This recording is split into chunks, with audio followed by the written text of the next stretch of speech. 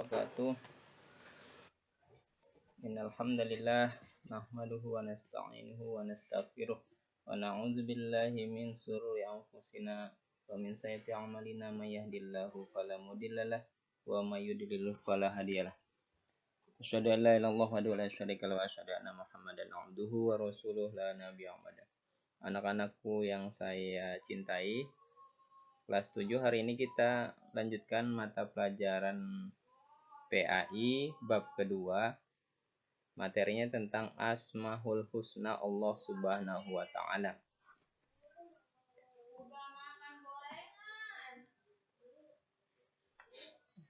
Halaman 17. Coba dibuka halaman 17.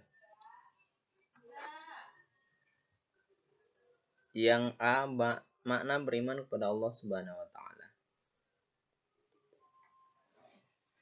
Apa yang dimaksud beriman kepada Allah Subhanahu wa taala? Yang dimaksud beriman kepada Allah Subhanahu wa taala adalah mempercayai dan meyakini dengan sepenuh hati bahwa Allah itu ada dengan sifat kesempurnaannya Allah Subhanahu wa taala.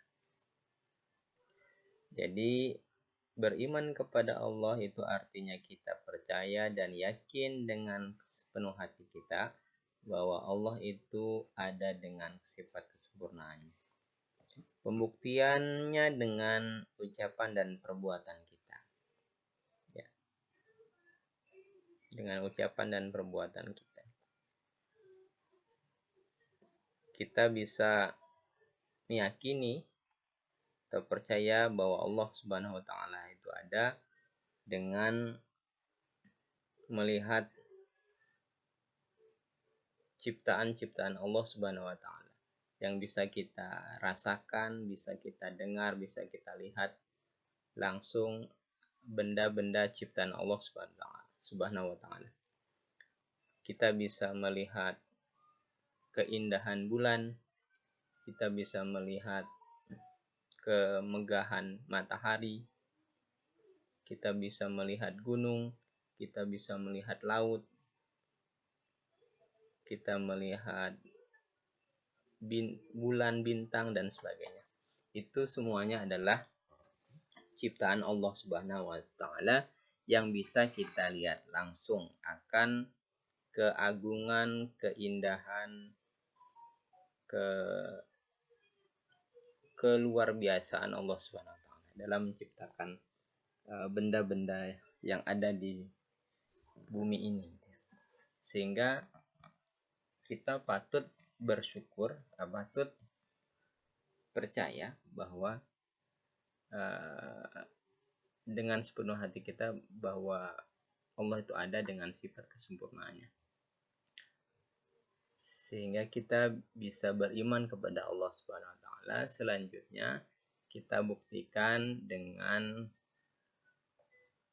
kecintaan kita kepada Allah Subhanahu wa taala dengan taat dan selalu beribadah kepada Allah Subhanahu wa taala. Melaksanakan apa yang diperintahkan dan menjauhi segala apa yang dilarang oleh Allah Subhanahu wa taala. Dalil nakli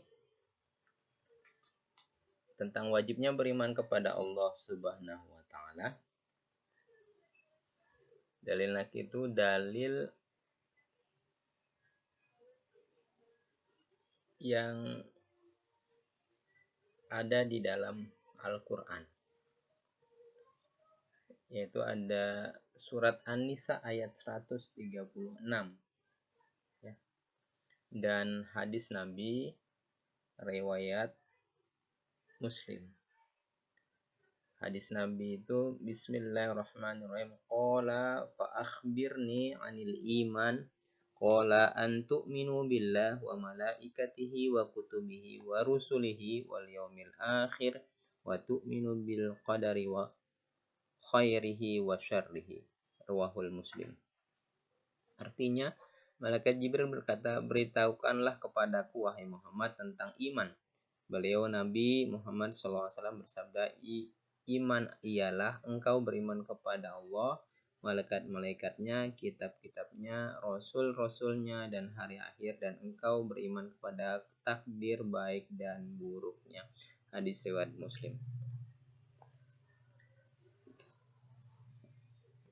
Ini dalil nakli wajibnya kita beriman kepada Allah Subhanahu wa taala. Bahwa iman itu adalah kita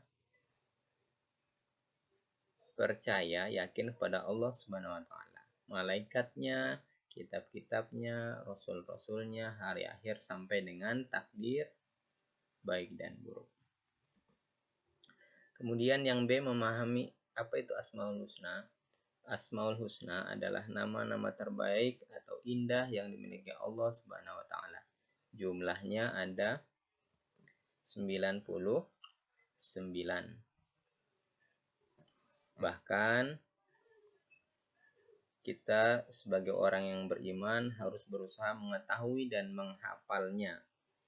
Karena Allah memerintahkan kita untuk berdoa dengan menyebut nama-nama tersebut sebagaimana firman Allah Subhanahu wa taala dalam surat Al-A'raf ayat 180. Bismillahirrahmanirrahim. Walillahil asmaul husna fad'uuhu biha wa dharul ladzina yulhiduna fi asma'i sayujzauna ma kanu ya'malun. Artinya, dan Allah memiliki Asmaul Husna, nama-nama yang terbaik, maka bermohonlah kepadanya dengan menyebut Asmaul Husna itu dan tinggalkanlah orang-orang yang menyalahartikan nama-namanya.